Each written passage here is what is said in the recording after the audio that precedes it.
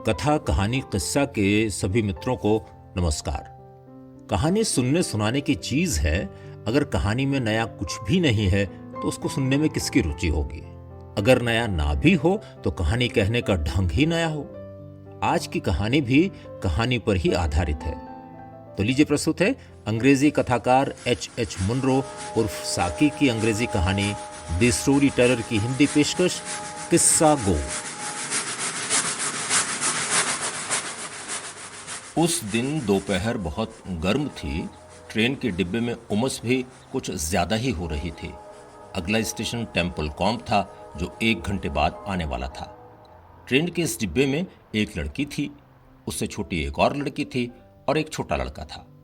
इन बच्चों की आंटी किनारे वाली सीट पर बैठी हुई थी। आंटी के ठीक सामने वाली सीट पर एक नौजवान बैठा हुआ था जो इन सब से अपरिचित था।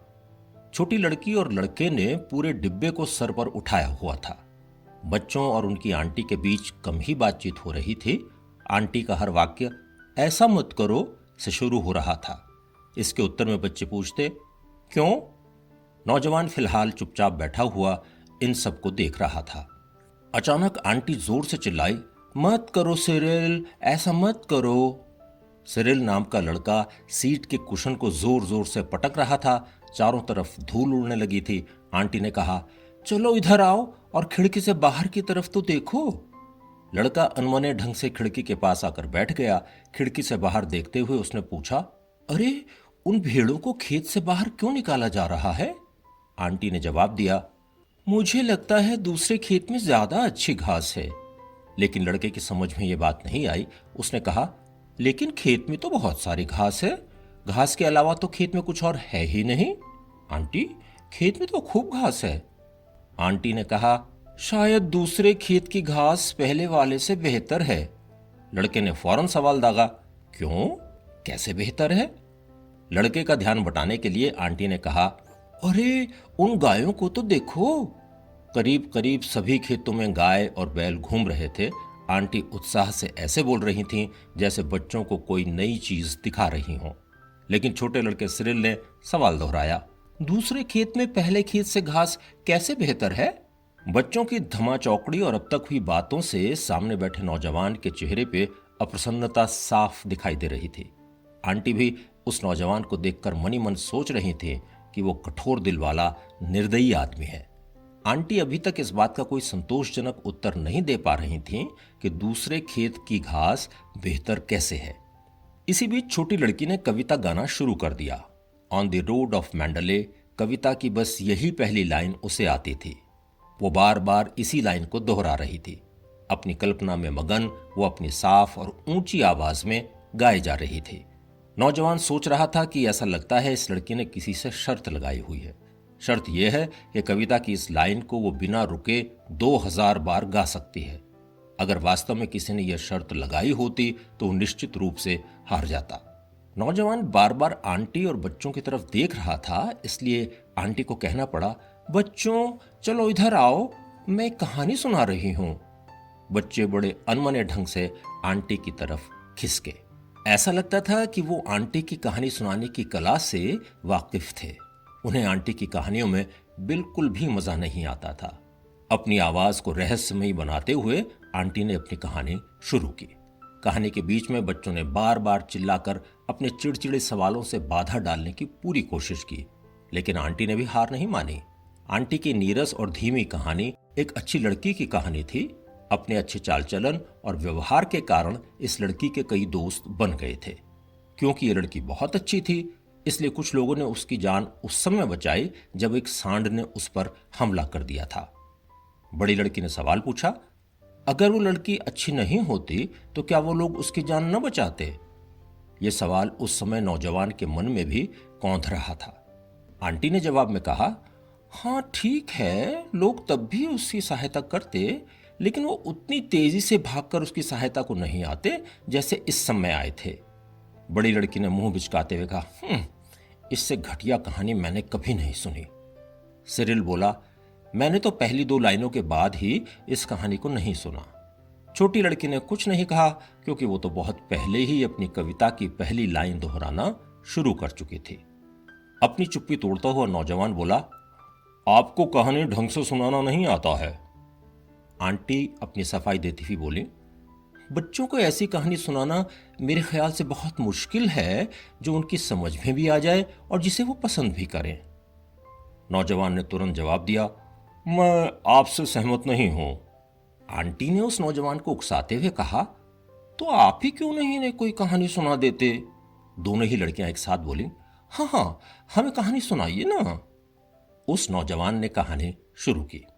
बहुत समय पहले की बात है, किसी जगह बेरथा नाम की एक बहुत अच्छी लड़की रहती थी। बच्चों का सारा उत्साह कहानी की शुरुआत में ही खत्म हो गया। वो सोच रहे थे कि सभी कहानियां एक ही जैसी बोझिल होती हैं, फिर चाहे उसे कोई भी क्यों ना सुनाए। बच्चों के मन से बेखबर वो नौजवान अपनी कहानी जारी रखे हुए था। उस लड़की से जो भी कहा जाता था वो उस काम को पूरा करती थी। वो हमेशा सच बोलती थी, अपने कपड़ों को साफ रखती थी, दूध से बने दलिया को भी स्वाद लेकर खाती थी और अपने स्कूल का पाठ तो हमेशा याद करती थी। बहुत ही आज्ञाकारी लड़की थी। बड़ी लड़की ने पूछा, क्या वो देखने में भी सुंदर थी? नौजवान ने कुछ सोचते हुए कहा, तुम बच्चों जैसी तो सुंदर नहीं थी, लेकिन हाँ, वो भयंकर अच्छी थी। अच्छाई के संबंध में किया गया भयंकर शब्द का प्रयोग बच्चों को बहुत भाया। इसमें एक नयापन था जो उन्हें अच्छा लगा। इस कहानी में ऐसा कुछ तो था जो आंटी की कहानी में नदारद था। नौजवान ने अपनी कहानी जारी रखी। उस लड़की को उसकी अच्छाई के कारण कई मेडल मिले थे। इन मेडलों को वो हमेशा पिन से अपनी ड्रेस पर टांग कर रखती थी। एक मेडल तो उसे आज्ञाकारी होने के लिए मिला था। दूसरा मेडल हमेशा सही समय पर पहुंचने और सही काम करने के लिए मिला था। तीसरा मेडल उसे अच्छे व्यवहार के लिए दिया गया था। ये मेडल आकार में बड़े थे और जब वो लड़की चलती तो ये मेडल आपस में टकराकर टन टन की आवाज करते थे। पूरे शहर में कोई भी ऐसा बच्चा नहीं था जिसके पास 3 मेडल हों। इसलिए सभी लोग मानते थे कि बेरथा बहुत ही शानदार लड़की है। सिरिल ने अपनी प्रतिक्रिया देते हुए कहा, वाह, ये कहानी तो भयंकर अच्छी कहानी है। नौजवान की कहानी आगे बढ़ी। सभी लोग उस लड़की की अच्छाई की बातें करते थे। धीरे धीरे ये बात उस मुल्क के राजकुमार तक भी जा पहुंची। राजकुमार ने आदेश दिया कि इतनी अच्छी लड़की को हफ्ते में एक बार राजा के पार्क में घूमने की इजाजत है। शहर से बाहर बना यह पार्क बहुत ही सुंदर था। किसी भी बच्चे को इस पार्क में घूमने की अभी तक अनुमति नहीं मिली थी। बेरथा के लिए यह बहुत सम्मान की बात थी। सिरिल ने पूछा, क्या उस पार्क में भीड़ भी थी? नहीं, उस पार्क में भीड़ नहीं थी। नौजवान के इस जवाब पर सिरिल का दूसरा सवाल आया, क्यों? उस पार्क में भीड़ क्यों नहीं थी? सिरिल का जवाब सुनकर आंटी मुस्कुराई। उन्हें पता था कि यह सवाल तो पूछे ही जाएंगे। नौजवान की कहानी आगे बढ़ी। नहीं, उस पार्क में कोई भीड़ नहीं थी। राजकुमार की मां को एक बार सपना आया था कि राजकुमार की मौत या तो भीड़ के हमले से होगी या फिर उसके सिर पर कोई घड़ी गिरेगी जिससे वो मारा जाएगा। यही वजह थी कि न तो पार्क में कोई भीड़ रखी गई थी और न ही महल में कोई घड़ी थी। इस जवाब पर तो आंटी भी बहुत खुश हो गई। प्रशंसा में निकलने वाली अपनी वाह वाह को बड़ी मुश्किल से उन्होंने दबाया। सिरिल ने पूछा, क्या राजकुमार की मौत भीड़ के हमले से या घड़ी गिरने के कारण हुई? नौजवान ने कहा, क्योंकि राजकुमार अभी तक जिंदा है इसलिए यह नहीं कहा जा सकता कि उसकी मौत कैसे हुई थी। हाँ, तो उस पार्क में भीड़ तो थी नहीं, लेकिन बहुत सारे सूअर उस पार्क में थे। किसी बच्चे ने पूछा, उनका रंग कैसा था? नौजवान बोला, कुछ काले रंग के थे और उनका मुंह सफेद था, कुछ सफेद रंग के थे और उनके मुंह पर काले रंग के धब्बे थे, कुछ सलेटी रंग के थे जिनके ऊपर सफेद रंग की पट्टियां थीं, कुछ पूरे के पूरे सफेद रंग के थे। कहानी में यहां कुछ विराम आया। नौजवान ने जानबूझकर अपनी कहानी को आगे नहीं बढ़ाया। वो चाहता था कि बच्चे पहले पार्क के पूरे दृश्य को समझ लें। उसने फिर से कहानी आगे बढ़ाई। बेरथा को पार्क में पहुंचकर इस बात पर दुख हुआ कि पार्क में कोई भी फूल नहीं है। उसने अपनी आंटी से यह वादा किया था कि वो राजकुमार के पार्क से कोई भी फूल नहीं तोड़ेगी, लेकिन यहां तो फूल था ही नहीं। बच्चों की समझ में बात नहीं आई किसी ने पूछा, वहां फूल क्यों नहीं थे? नौजवान ने कहा, फूल इसलिए नहीं थे क्योंकि सूअर सारे फूल खा गए थे। पार्क के माली ने एक बार राजकुमार से कहा कि आपको या तो सूअर रखने पड़ेंगे या फूल। राजकुमार ने कहा कि कोई बात नहीं, हम सूअर ही रखेंगे। बच्चों को राजकुमार का निर्णय बहुत पसंद आया। वो आपस में खुसर पुसर कर रहे थे। कहानी आगे बढ़ रही थी। पार्क में और भी कई शानदार चीजें थीं। वहां कई तालाब थे जिनमें हरी, सुनहरी और नीली मछलियां तैर रही थीं। पेड़ों पर तोते बैठे हुए थे जो अच्छी अच्छी बातें कर रहे थे। छोटी छोटी चिड़ियां थीं जो सारे दिन मीठे मीठे गीत गाती रहती थीं। बेरथा सारे दिन पार्क में इधर उधर घूमती रही और उसने खूब मजे किए। वो सोच रही थी कि वो अच्छे काम न करती, अच्छी लड़की न बनती तो उसे पार्क में घूमने का मौका कैसे मिलता।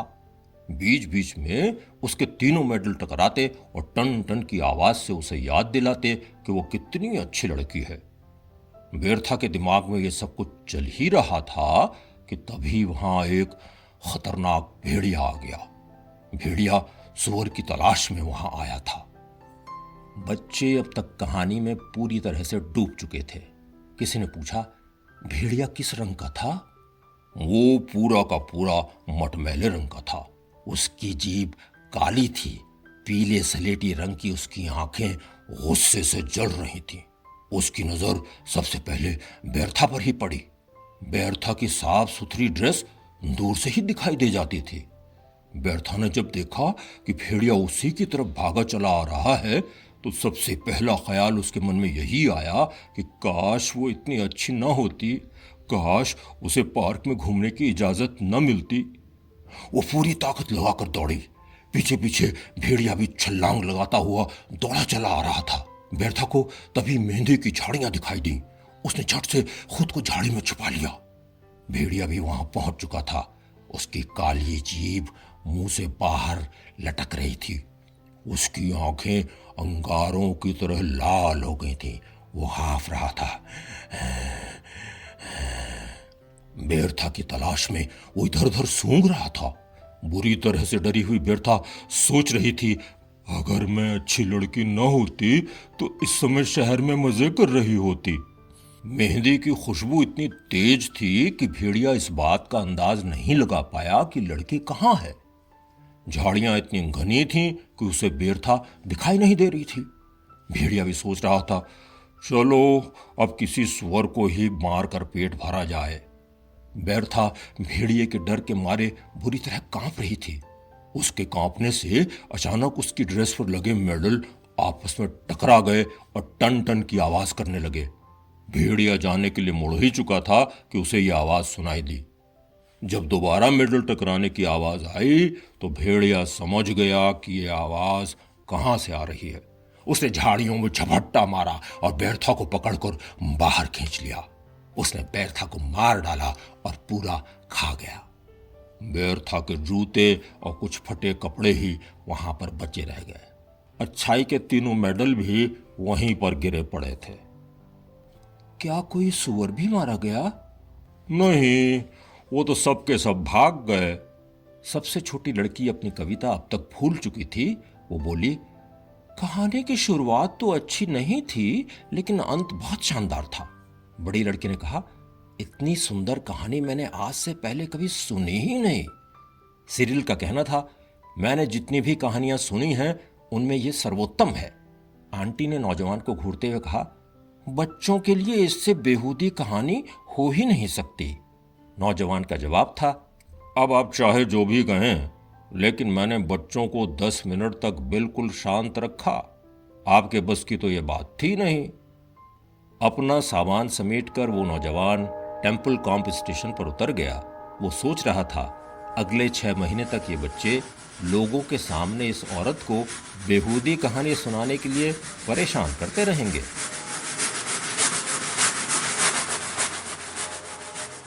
किस्सा गो। ये थी H.H. मुनरो उर्फ साकी की अंग्रेजी कहानी द स्टोरी टेलर की हिंदी पेशकश। कहानी आपको कैसी लगी? अगर अच्छी लगी हो तो उसे लाइक करें, शेयर करें और सब्सक्राइब भी करें। अगले हफ्ते फिर मिलते हैं एक और नई कहानी के साथ।